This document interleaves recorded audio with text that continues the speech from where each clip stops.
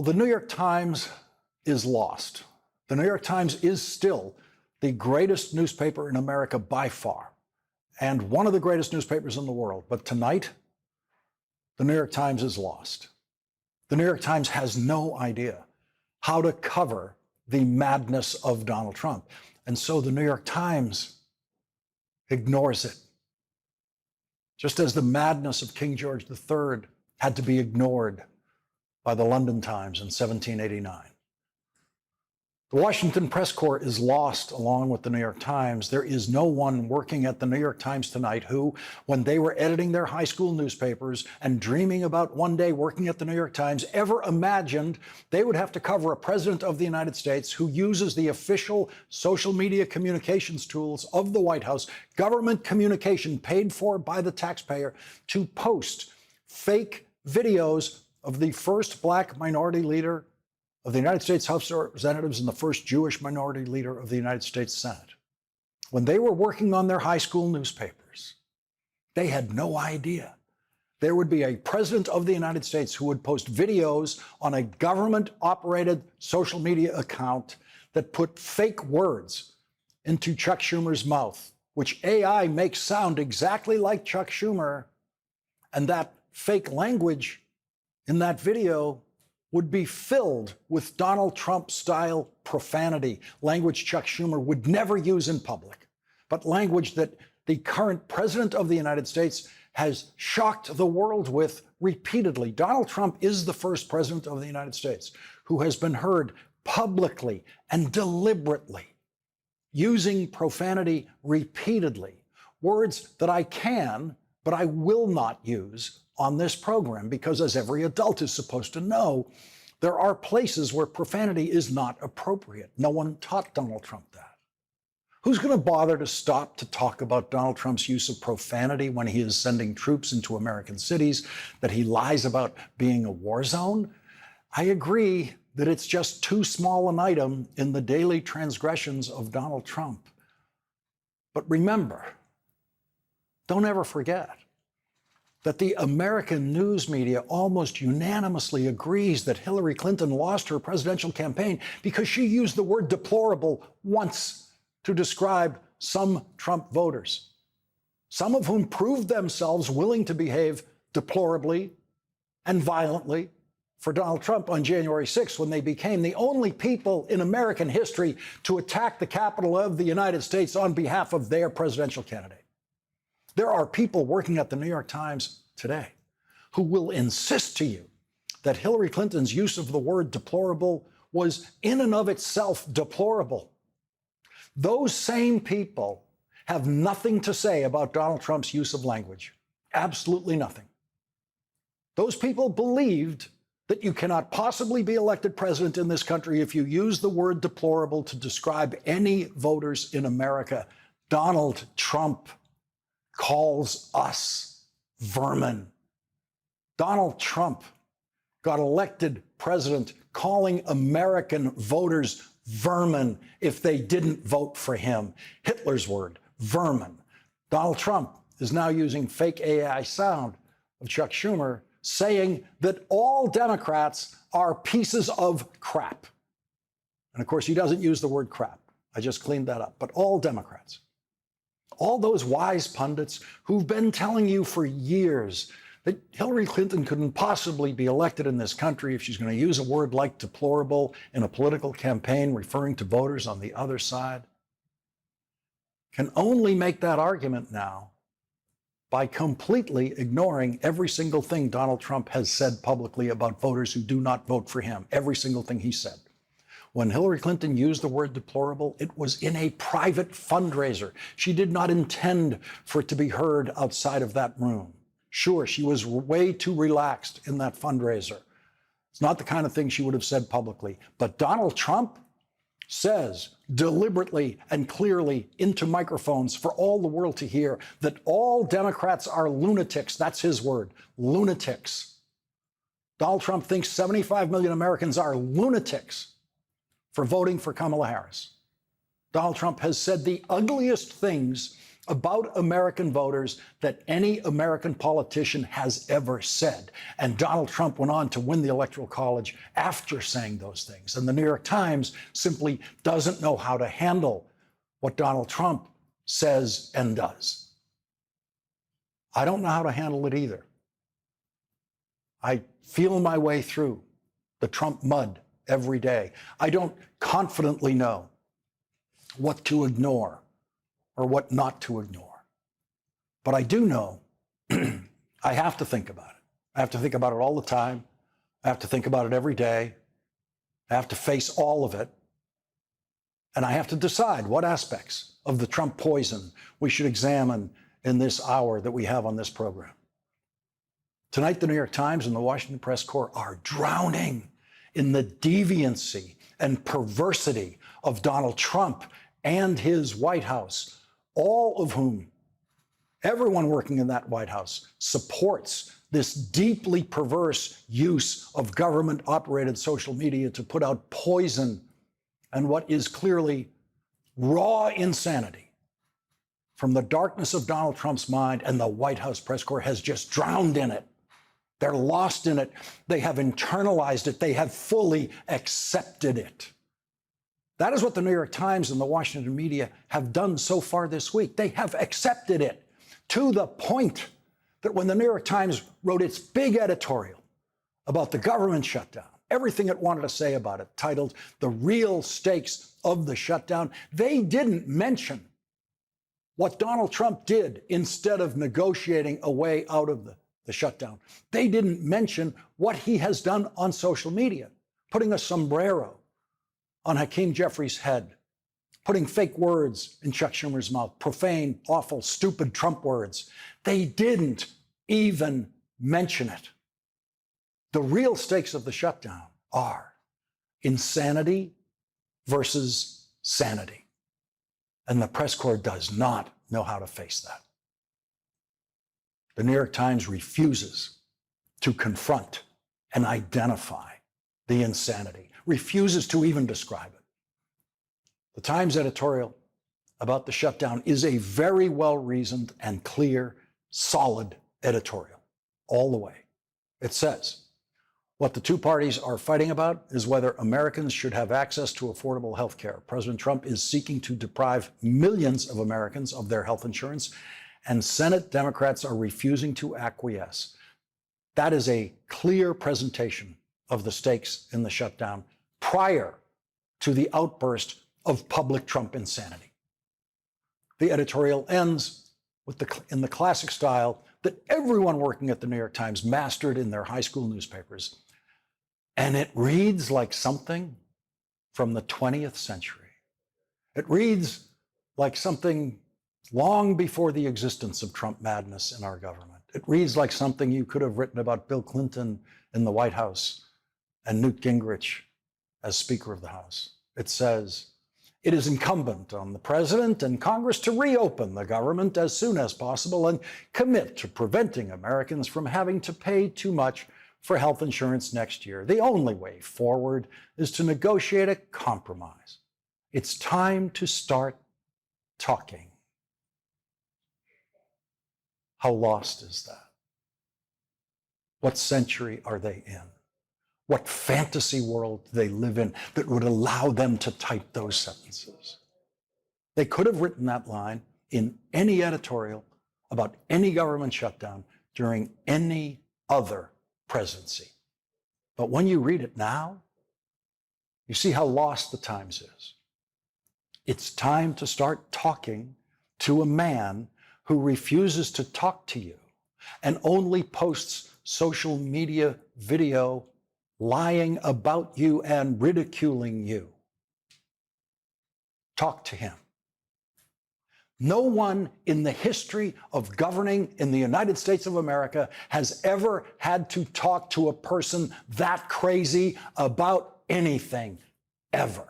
And the Times says it's time to start talking.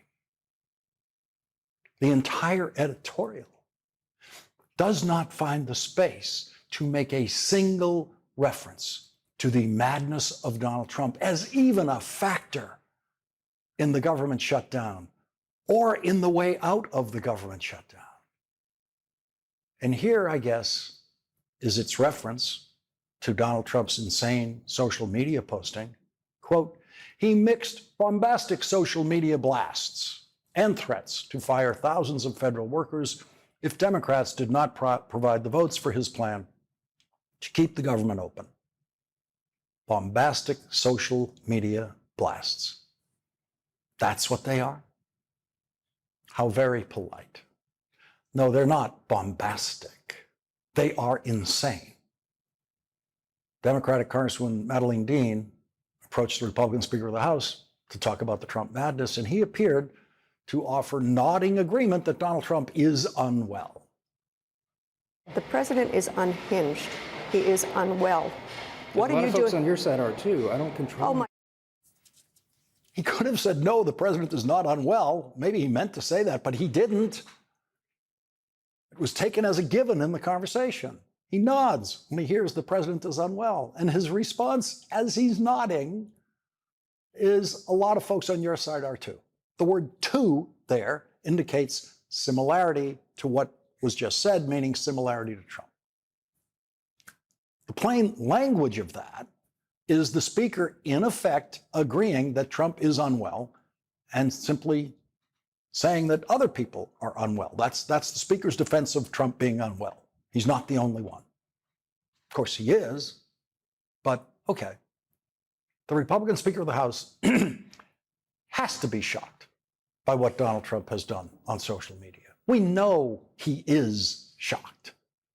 But like all Republicans in Washington, he processes the shock instantly and knows he will never dare publicly say a negative word about it because he spends every working moment of his life as a coward. He has taken, in effect, an oath of cowardice to Donald Trump. He's not the Speaker of the House. He's the Speaker of Trump in the House. Now, if I were running the New York Times, which I'm incompetent to do, couldn't do it, I don't know that I could deal with this situation any better than they have done. I really don't. Instead, I just have an hour of television where I can say whatever I want. That's a much easier responsibility than editing the New York Times.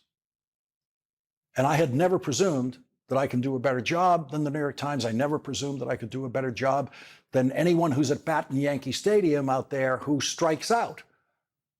And so it's not with some sense of superiority that I find the New York Times has struck out in the face of the madness of Donald Trump this week, which has reached new extremes that we haven't seen before, even from Donald Trump.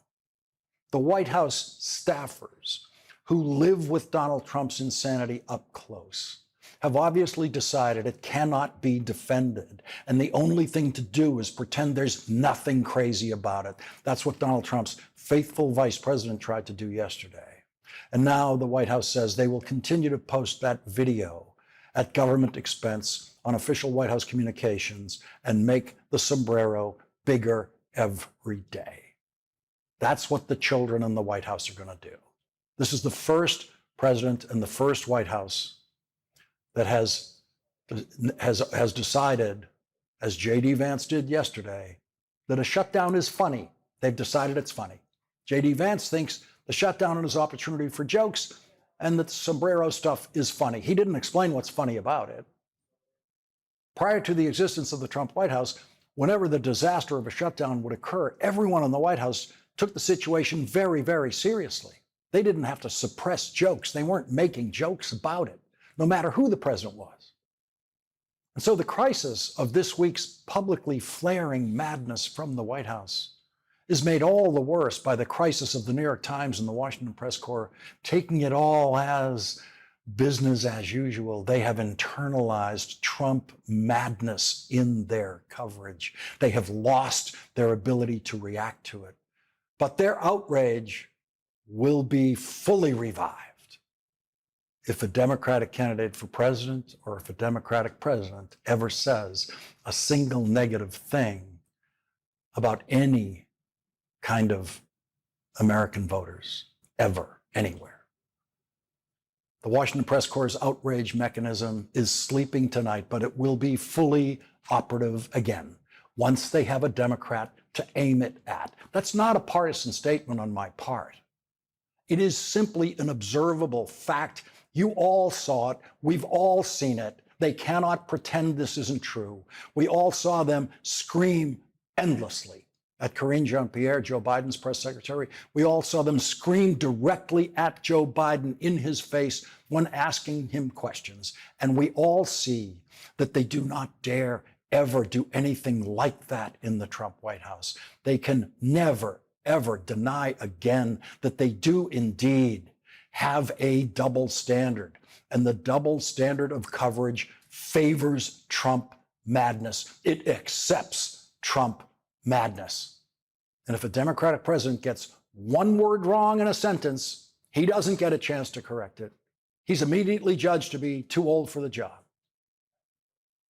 The double standard is there, and it's going to be operating for the next 3 years of this White House coverage. They're lost. We can only hope that they find their way. There is a stupidest member of the Trump cabinet. It's not Robert Kennedy Jr., who has never had a smart day in his life. He was a heroin addict every day of high school, college, and law school, and so learned nothing and is a functional ignoramus on what he claims to be an expert about. Robert Kennedy Jr. is the most dangerous cabinet member in the history of the cabinet. He's gotten himself into a position to, in effect, kill more Americans than any cabinet member in history. But the stupidest member of the cabinet, the most clownish member of the cabinet, is someone who actually supported Hillary Clinton for president in 2016, and then, in a clear measure of just how much integrity he does have, he immediately switched to support Donald Trump as soon as Donald Trump won the presidency. The stupidest Commerce Secretary in history, Howard Lutnick, has public indication about him indicates that he is a graduate of Haverford College, where he majored in economics. And he said this in a recent interview with the New York Post that was posted yesterday. And then I went on the campaign trail with him. And I think the most important thing we did is we designed his tariff policy together. We talked it through. He taught me, I tell you what, he taught me everything about tariffs. We designed the tariff policy together. And we Did talked you about his believe in economic tariffs? policy. I didn't really understand tariffs Right. before I met Donald Trump. I mean, you know, you're a New York businessman. It's not really your world. Right. And then once I started talking to him about it, I understood it. I've never known a high school government student who didn't understand tariffs. I've never known an economics student who didn't understand tariffs. It's one of the simplest things that exist in economic policy. And all economists understand that all tariffs are taxes. They are sales taxes. But there is the stupidest Commerce Secretary in history telling you that he learned about tariffs from the person who had already publicly said the stupidest things ever said about tariffs. What Lutnick always shows in every public comment is how much he slavishly sucks up to Donald Trump. He beats everyone in the sucking up to Trump game. No one comes close. He also cannot fail to reveal himself to be a child who doesn't belong in a governing room with adults. So like he lets me stay for the Joint Chiefs of Staff come in. And I'm like, this is like the coolest thing ever. Coolest thing ever. Lutnick began that interview in the stupidest way I've ever seen anyone begin an interview, especially with a job like his, by literally revealing his home address in New York City, the specific street and number, and pointing out that the person who used to live next door to him was Donald Trump's close friend, Jeffrey Epstein, the sex trafficker and raper of children. And it turns out Lutnick, at least now, is claiming that he had very good instincts about Jeffrey Epstein and a very different reaction to Jeffrey Epstein than his friend Donald Trump had. We move in 2005. Okay. Jeffrey Epstein is arrested in like 08, I think, or something like that. Right. Right. So knock on the door. His assistant on like a Saturday says, Mr. Epstein, your neighbor would like to invite you over for coffee. So my wife and I go next door. You know, we walk the 7 steps, Yes. right, to the next house for coffee. We share a wall. Right. Right? So it's in New York City. So he invites us in. We have coffee in this, and he says, do you want a tour? We said, great. He's Interesting. got a really big house. Every room you went into? He's got, well, I'll tell you. So his house is like super big, really wide. And So he gives me a tour in the living room, big living room. And then across from it is double doors. I assume it's the dining room. Yeah. And he opens the doors and there's a massage table in the middle of the room Ooh. and candles all around and stuff. So I ask very insightful, cutting questions. I say to him, massage table in the middle of your house? How often you have a massage? And he says, every day. And then he gets weirdly close to me. Ooh. And he says, and the right kind of massage. Ooh. Now my wife is standing here. So she looks at me and I look at her and we say, I'm sorry, we have to go. And we left. And in the 6 or 8 steps it takes to get from his house to my house, my wife and I decided that I will never be in the room with that disgusting person ever again. So I was never in the room with him socially, for business, or for even philanthropy. If that guy was there, I wasn't going because he's gross. Will never be in the room with that disgusting person. That seems like a perfectly reasonable reaction to Jeffrey Epstein. But Donald Trump had the opposite reaction to Jeffrey Epstein. Donald Trump wanted to dance with Jeffrey Epstein literally at parties as much as he could. We've all seen that video. But the feeling Howard Lutnick had for Jeffrey Epstein is the feeling that most rich New Yorkers had for Donald Trump. They wanted nothing to do with that vulgarian. They thought he was gross, to use the Lutnick word. So a question that the White House press corps will never get to ask of Donald Trump is, if Howard Lutnick thought Jeffrey Epstein was gross the minute he met him, why were you his closest friend for 10 years? We will never hear that question from a White House press corps member or anyone else to whom Donald Trump grants an interview, because Donald Trump only chooses people who will not ask questions like that. Howard Lutnick, who didn't have to talk about any of this, stupidly had much more to say about Jeffrey Epstein. All these other people could hang around him and not see what you saw. Or did they see it and ignore it? Or No, they participated. right. That's what his MO was, get a massage, get a massage. And what happened in that massage room, I assume, was on video. This guy was the greatest blackmailer ever. Blackmailed people. That's how he had money. So what happened to those videos? Why is there now such a dearth of information when, Donald Trump's people are running the FBI and the DOJ?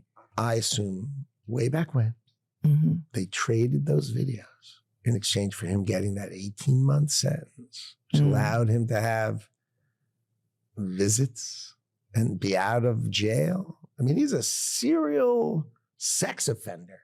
How could he get 18 months and be able to go to his office during the day and have visitors and stuff? It must have been a trade. So my assumption, I have no knowledge, but my assumption is there was a trade for the videos because there were people on those videos. And have you talked to Donald Trump about this and shared your theory? No, I mean, he knows the story. Right. But Oh, my story, that, I was one and done with the guy. He knows that story, but that's it. He would have been interested in that story. Yeah, but I don't know. It's a story. It's just a one and done. That guy. Ugh. And did Trump feel the same way about him? I don't speak to him about Yeah. these kind of, these are just distractions. Right. Right. They're just distractions. You can see Lutnick realizing how stupid he was to go that far into the Jeffrey Epstein discussion once she starts asking him, did Donald Trump agree with you? That's when he realizes the size of the mistake he made. So Howard Lutnick, who lived next door to Jeffrey Epstein, has never talked to Donald Trump about Jeffrey Epstein. The foolish question Lutnick was asked by the New York Post reporter was, did Trump feel the same way about him? To which Lutnick said, I don't speak to him about that. The New York Post reporter apparently had not read a single article about Donald Trump and Jeffrey Epstein. She hasn't seen the video of Donald Trump dancing with Jeffrey Epstein, expressing how he feels about Jeffrey Epstein right there in that video, hanging out with Jeffrey Epstein, hugging Jeffrey Epstein. We know that Donald Trump did not react to Jeffrey Epstein the way Howard Lutnick claims he reacted to Jeffrey Epstein. Howard Lutnick's stupidity has created a problem for Donald Trump, trying to put out the Jeffrey Epstein fire that continues to burn every day, despite all of the dramatic distractions Donald Trump tries to put up to put out the Jeffrey Epstein fire. Democrats on the House Oversight Committee now want to get testimony from Howard Lutnick about what he knew about Jeffrey Epstein and what he saw in Jeffrey Epstein's home. There is no public evidence that Jeffrey Epstein made or traded blackmail videos in exchange for a light sentence. But could that evidence be in the Epstein files? Howard Lutnick seems to think so. The cabinet member who tries to suck up to Donald Trump more vigorously than any other cabinet member has just made Donald Trump's worst problem worse. California Senator Adam Schiff, who Donald Trump wants to prosecute for nothing, will join us next.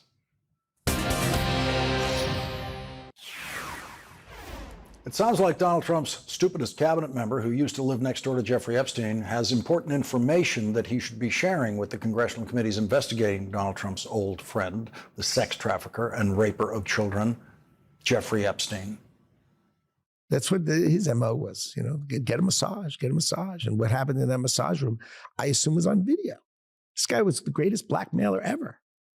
Blackmailed people. That's how he had money. So what happened to those videos? Why is there now such a dearth of information when, Donald Trump's people are running the FBI and the DOJ? I assume way back when, they traded those videos in exchange for him getting that 18-month sentence, which allowed him to have visits and be out of jail. I mean, he's a serial sex offender. How could he get 18 months and be able to go to his office during the day and have visitors and stuff? It must have been a trade. Leading off our discussion tonight is Democratic Senator Adam Schiff of California. He's a member of the Senate Judiciary Committee, and he's one of the people who Donald Trump has ordered his Justice Department to prosecute for nothing. Senator, there's Howard Lutnick saying about Epstein, this guy was the greatest blackmailer ever, blackmail people. That's how he had money. So Lutnick seems to know an awful lot about how things worked for Jeffrey Epstein. Well, he certainly seems to, and I think he should come and testify before the Congress. What was so striking to me about that, Lawrence, is when Kash Patel, the FBI director, testified recently, he insisted that there was no evidence that Jeffrey Epstein had trafficked women to anyone other than Jeffrey Epstein. Apparently, Trump's own cabinet doesn't believe the FBI director. And so we're led to believe by the director that the only person on Epstein's list was Epstein. Lutnick doesn't believe that. I think we should hear his testimony. And what's more, they keep blaming the original investigation Alan Acosta led in Florida for their own failure to release the Epstein files. Whatever Acosta did, and I think it's pretty clear he did a terrible job, doesn't excuse the Trump administration from interviewing witnesses, from getting to the truth, from finding out who Epstein trafficked women to, who was on that massage table that the secretary discussed so disgustingly. It doesn't prevent them from doing the investigation that they're criticizing a previous administration for not doing. And it certainly smacks of a continuing cover-up. And Senator, this is talk about the stakes in the shutdown, which we did. The stakes in the congressional election. If Democrats win the House or if Democrats win the Senate, you will then be committee chairman. You will then have the subpoena power to actually investigate this. Well, that's right. We will have the power to do the oversight that the Republicans refuse to. Right now, we're doing a lot of shadow hearings, which we can only do with witnesses who are willing to step forward and cooperate, and many of them have shown great courage. But armed with the subpoena power, we can compel the production of materials, we can compel witnesses to come forward. We can bring in, for example, prosecutors who have quit rather than do unethical things. We can bring in people from the CDC who've been given unethical and immoral edicts. We can do that throughout the federal government. And we can also find out, for example, about the investigation into Tom Homan and the $50,000 in cash that he was offered in a Cava restaurant bag, which the Trump administration made go away as soon as they took office. So there is a lot of work to be done. And, you know, the Trump administration people ought to understand that whatever actions they're taking now that transgress the law are going to be brought to the surface during a subsequent Democratic Congress. Senator Adam Schiff, thank you very much for joining us tonight. Thank you.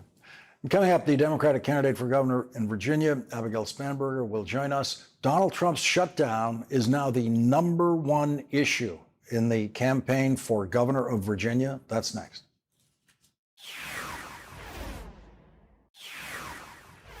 Donald Trump has now made himself an even bigger factor in the campaign for governor of Virginia, which will be the single most important election in the country this year. Virginia governor campaigns always occur during the first year of a presidency and are always considered the most important indication of the year about the strength of the two parties. Early voting is already underway with more than 475,000 federal employees and active duty military personnel living in Virginia. The Trump shutdown has now become the top issue in the campaign. Here is Democratic nominee for governor of Virginia, former Democratic Congresswoman Abigail Spanberger, who will join us in a moment.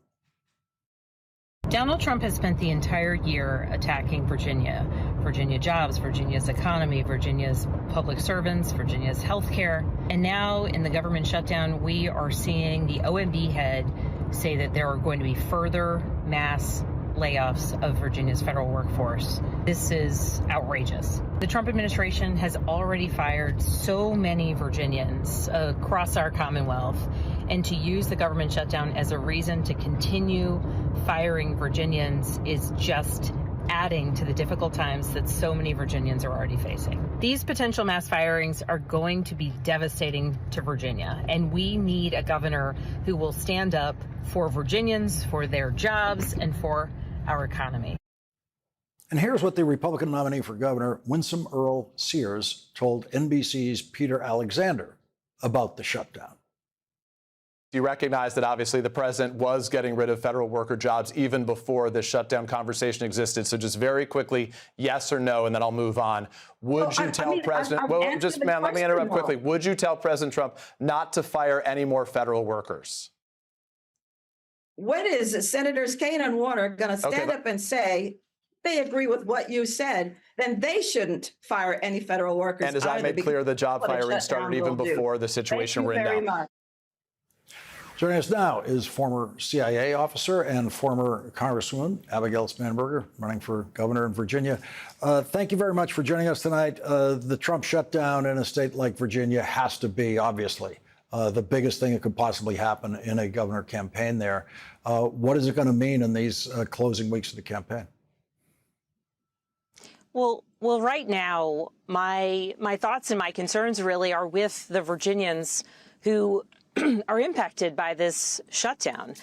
We know that across Virginia, families are worried about what comes next. Families who, for so many of whom, have spent the beginning of the year worried they may get fired because of the DOGE effort, only to find themselves in this moment hearing threats coming out of OMB with rumored firings to begin as early as tomorrow.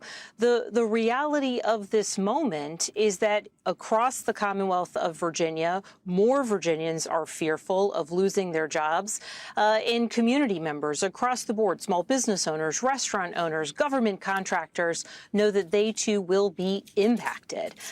It is a challenging moment in time for Virginians, for our economy. And at this moment, I think it is clear that we need a governor who will stand up for Virginians and make clear that these continued attacks month after month after month on the public servants and government contractors who call Virginia home are not only detrimental to the livelihoods of those individuals, but they are devastating to communities across Virginia.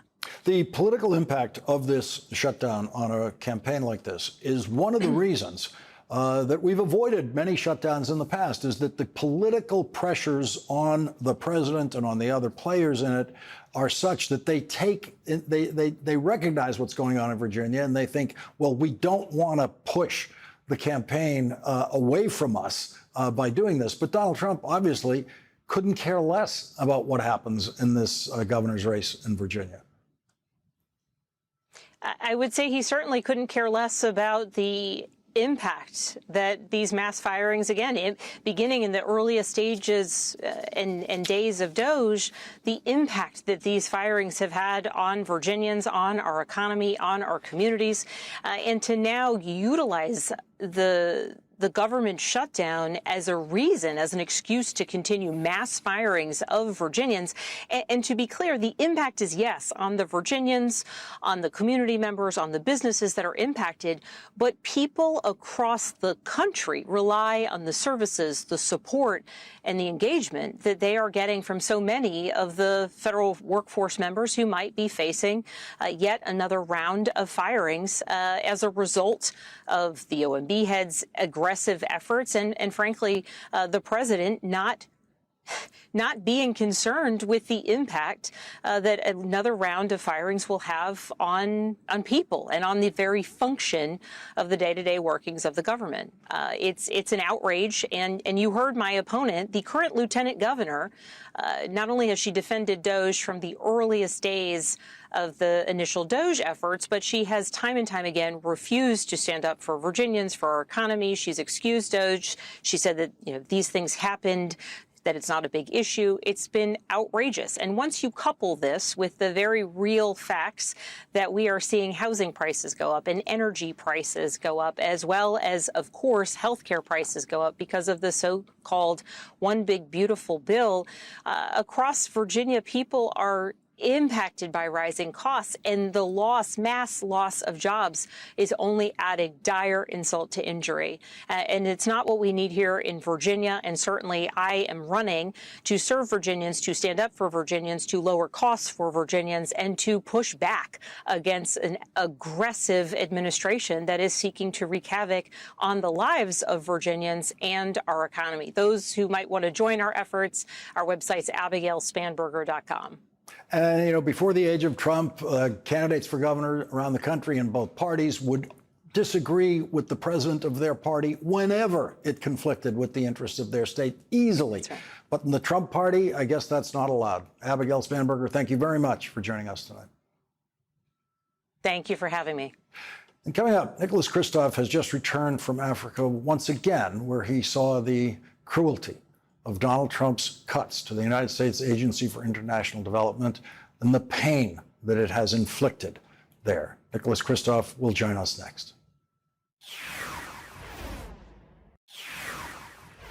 When Elon Musk, with Donald Trump's approval and Secretary of State Marco Rubio's approval, cut funding for famine relief and for the delivery of life-saving medicines in Africa, Bill Gates said, quote, "The picture of the world's richest man killing the world's poorest children is not a pretty one." Recently, Marco Rubio said this. I think anybody who tells you that somehow it's the United States, if we cut $1, somehow we're responsible for some horrific thing that's going on in the world is just not true. New York Times columnist Nick Kristof has done what Marco Rubio has not done this year. He's gone to Africa multiple times now and seen the horrific damage that Marco Rubio refuses to see. Nick Kristof reports, as medical care evaporates, it is moms who die in childbirth. As food disappears and babies cry from hunger, some overwhelmed husbands abandon their wives and children. As social order unravels, it is mostly girls who are raped and then are scorned for having been raped. And when times are desperate, it is girls like Alice Mugisha who are married off against their will. I cried when my dad told me to get married, Alice told me. But when the food aid got cut off, he said I had to marry.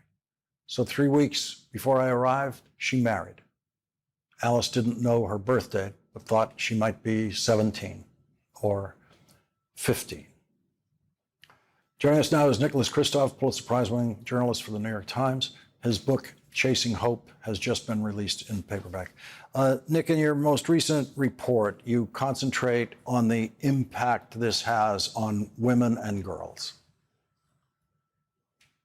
Yeah, I mean, look, boys and men are obviously affected or dying as well, but it's disproportionately women and girls, partly because a lot of traditional mores favor boys. And so, if you can't afford to send your kids to school, maybe you still send your son, but not your daughter.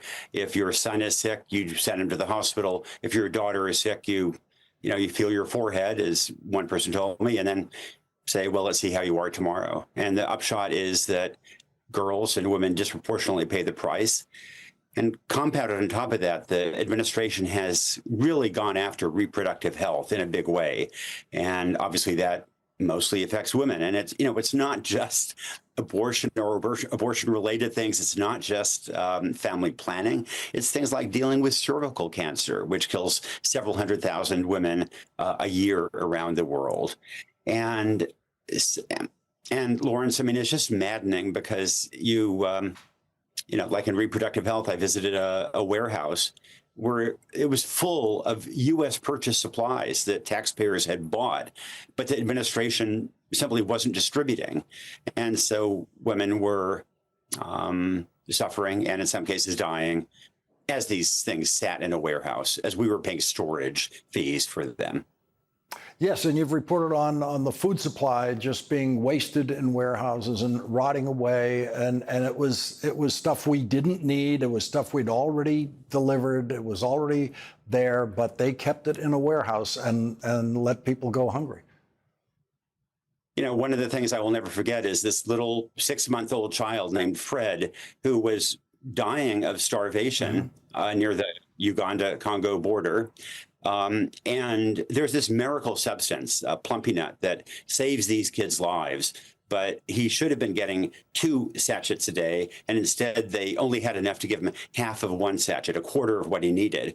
And meanwhile, the U.S. has all this Plumpy'Nut that we have purchased, that we owned, and the State Department is paying $10,000 a day in storage costs to keep it in the warehouse rather than to ship it out to save kids' lives like Fred. Nicholas Kristof, your reporting has been and continues to be invaluable in this area. Thank you very, very much for joining us tonight. Thank you, Lawrence, for shining a light on this. Thank you. We'll be right back. The invaluable Nicholas Kristof gets tonight's last word.